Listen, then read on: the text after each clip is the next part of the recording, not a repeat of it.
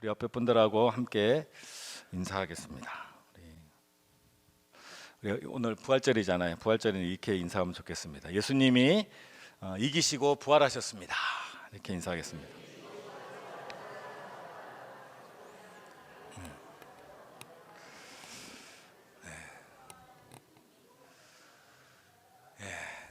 오늘 부활절입니다. 우리의 신앙에서 예수님의 부활은 아주 중요한 변곡점입니다. 예수님의 부활을 믿느냐 안 믿느냐가 우리의 삶을 완전히 바꾸는데, 예수님을 믿기 전까지, 부활을 믿기 전까지 우리의 신앙은 염려와 근심이 참 많습니다. 오늘 본문을 보면 예수님이 죽으시고 나서 예수님의 무덤을 찾아가는 여인들의 모습이 그려져 있습니다. 1절부터 3절 이렇습니다. 안식일이 지남에 막달라 마리아와 야고보의 어머니 마리아와 또 살로메가 가서 예수께 바르기 위하여 상품을 사다 두었다가 안식 후 첫날 매우 일찍이 해도 뜰 때에 그 무덤으로 가며 서로 말하되 누가 우리를 위하여 무덤 문에 돌을 굴려 주리요 하더니, 무덤을 찾아가는 마리아와 그 같이 가는 분들은 염려하는 마음들이 많았어요. 무덤 문을 어떻게 옮길까? 근데 무덤에 가봤더니 무덤 문은 활짝 열려 있었어요. 그 안에 들어가 봤더니 예수님은 부활하시고 이미 빈 무덤이 되었다라는 겁니다. 그래서 예수님의 부활 앞에 이 마리아와 여인들의 염려는 아무것도 아닌 것이 되어버렸다라는 거예요. 예수님이 죽음을 이기시고 부활하셨습니다. 예수님이 죽음을 이기시고 부활하셨다는 것은, 죽음을 이기셨다는 것은, 죽음이라는 것이 우리에게 가장 큰 문제이기 때문에 죽음까지도 이겨섰다라는 뜻이에요.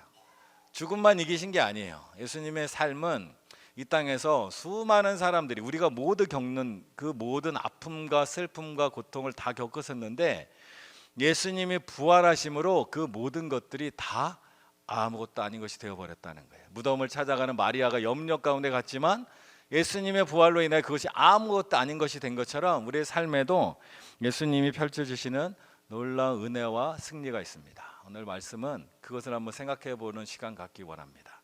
예수님은 삶에서 많은 어려움들이 있었어요. 그 중에 하나는, 예수님은 가난한 가정에서 태어나서 가난 속에서 사셨습니다. 그러나 예수님은 부활하셨습니다.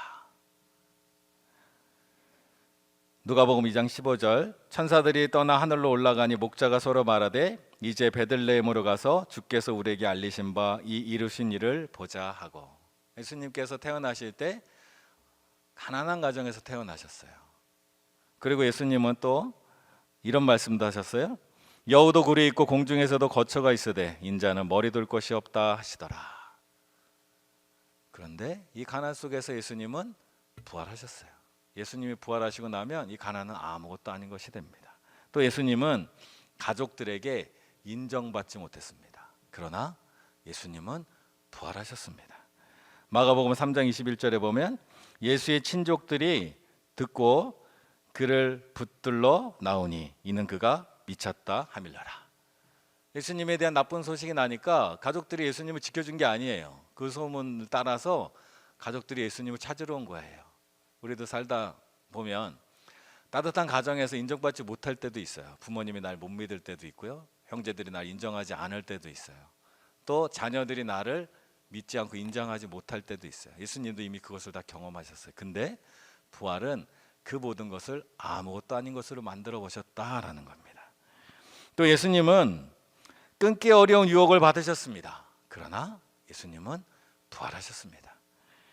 마가복음 4장 1절에 보면 그때 예수께서 성령에게 이끌려 마귀에게 시험을 받으시러 광야로 가사, 예수님은 마귀에게 시험 받으셨어요. 유혹을 받으셨어요. 끊임없이 이런 시험들이 있었어요. 우리도 살면서 끊기 어려운 유혹들을 많이 받습니다. 이거 그만하고 싶은데 계속하게 되고, 멈추고 싶은데 멈추지 못하고 있는 우리의 삶을 발견할 때가 있어요. 주님도 그러한 유혹을 받으셨어요. 그런데 예수님이 부활하시고 나면 그 모든 것도 아무것도 아닌 게 된다라는 거예요. 또 예수님은 고향에서 환영받지 못하고 배척당하셨습니다. 그러나 예수님은 부활하셨습니다. 마태복음 13장 57절 보면 예수를 배척한지라 예수께서 그들에게 말씀하시되 선지자가 자기 고향과 자기 집 외에는 존경을 받지 않음이 없느니라 하시고, 고향은 내가 자란 곳입니다. 어릴 때 학교에서 또는 우리 동네에서 가족들, 친척들 사이에서 인정받지 못한 삶을 살았던 분들이 있다면 예수님을 생각하십시오. 예수님도 그랬습니다. 그러나 예수님은 부활하셨습니다. 예수님이 부활하시자 그 모든 아픔과 슬픔은 아무것도 아닌 것이 되어버린다라는 겁니다. 또 예수님은 권력자들의 핍박과 지식인의 비난에 괴롭당했습니다. 즉 비난과 핍박과 괴롭힘을 당했습니다. 그런데 예수님은 부활하셨습니다.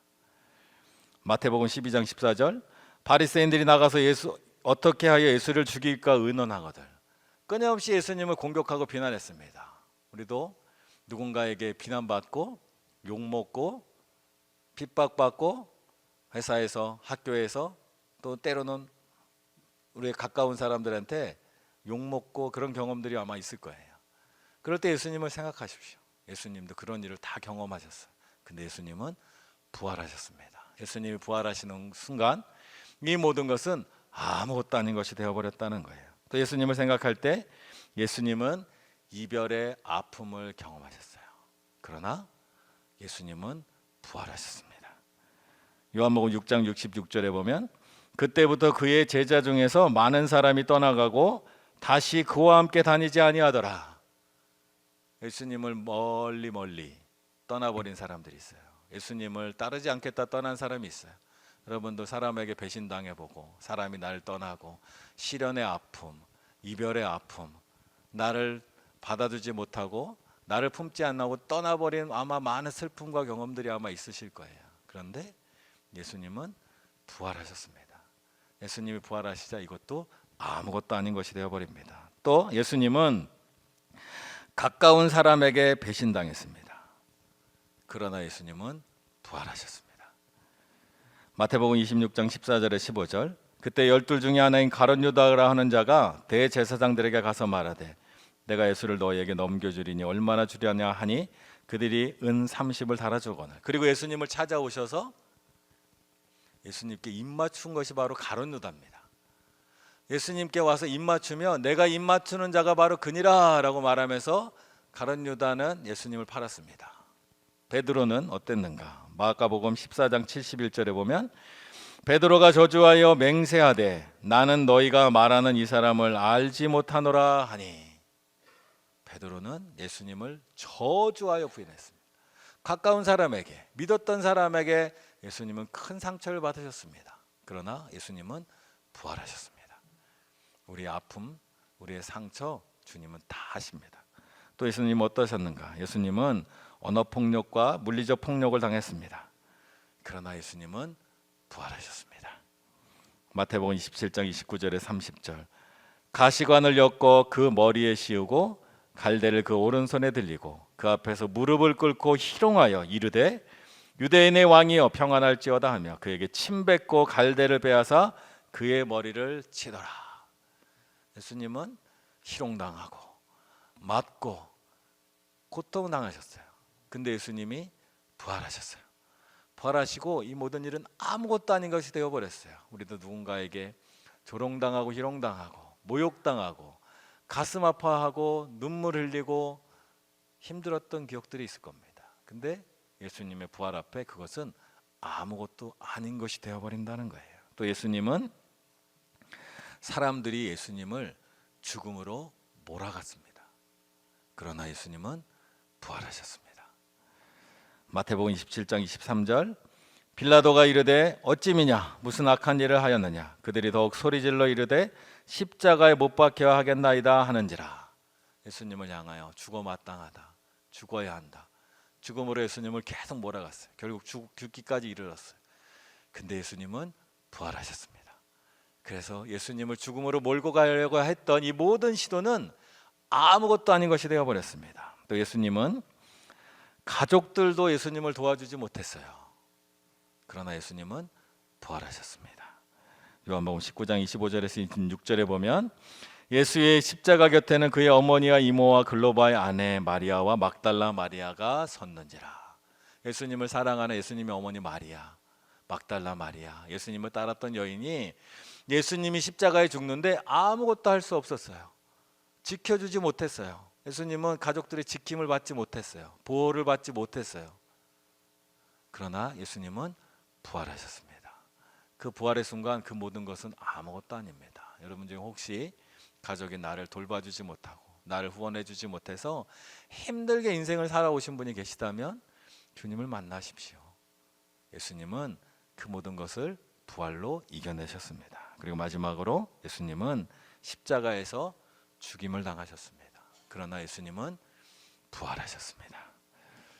요한복음 19장 30절, 예수께서 신포도주를 받으신 후에 이르시되 다 이루었다 하시고 머리를 숙이니 영혼이 떠나가시니라. 예수님은 죽음에서 부활하셨습니다. 죽음까지도 이기시고 부활하셨습니다. 우리의 삶에 있는 그 어떤 문제도 예수님의 부활 앞에는 아무것도 아닌 것이 된다는 겁니다. 이 세상에 우리가 겪는 모든 아픔, 슬픔, 고통, 죽음까지도 부활은 이깁니다. 그래서 우리가 부활하신 예수님을 믿고 예수님과 함께 한다면 우리 삶에 있는 어떤 고통과 슬픔, 아픔도 부활은 다 이기고 승리를 경험한다는 거예요. 그래서 우리 신앙에서 부활한 예수님을 믿는다는 것은 가장 큰 변곡점이 된다는 거예요. 그리고 오늘 이 시간 함께 성찬을 나눌 겁니다. 성찬은 예수님의 몸을 상징하는 빵을 먹는 겁니다. 예수님의 피를 상징하는 포도주스를 마시는 거예요. 빵을 먹고 포도주스를 먹으면서 우리가 예수님과 하나 되는 거예요. 부활하신 예수님과 하나 되고 그 예수님을 힘입는 거예요. 그래서 예수님이 부활하신 것처럼 우리 또한 부활할 것이고 예수님이 부활을 통하여 모든 것을 이기신 것처럼 우리 또한 이기는 겁니다. 그래서 오늘 우리가 예수님의 일생을 한번 살펴봤어요. 근데 그 모든 예수님의 일생에 있던 모든 슬픔과 아픔 주님이 부활하심으로 다 이겨내셨어요. 우리 또한 그 부활하신 주님을 우리가 먹고 마시고 하나가 되어서 우리 삶에 있는 모든 아픔과 슬픔을 주님 앞에 다 내어놓으면 주님께서 부활하신 주님께서 그 모든 것을 아무것도 아닌 것처럼 완전히 이기실 겁니다. 우리 그 예수님을 만나는 귀한 부활절 되기를 간절히 축원합니다. 기도하겠습니다. 주님, 우리 삶에 사람들이 모르는 아픔과 슬픔과 어려움과 두려움, 염려, 상처들이 많이 있습니다. 그러나 주님께서 그 모든 아픔과 상처와 죽음까지도 이기시고 부활하셨습니다. 오늘 주님께서 부활하신 이날 우리가 갖고 있는 모든 아픔과 슬픔을 주님 앞에 내어놓사오니 주여 받으시고 부활하신 주님을 만나게 하시고 부활하신 주님과 하나 되어서 우리 또한 부활의 소망으로 부활의 능력으로 살아가는 주의 자녀 되도록 우리를 인도하여 주시옵소서. 우리 주 예수 그리스도 이름으로 기도드립니다. 아멘.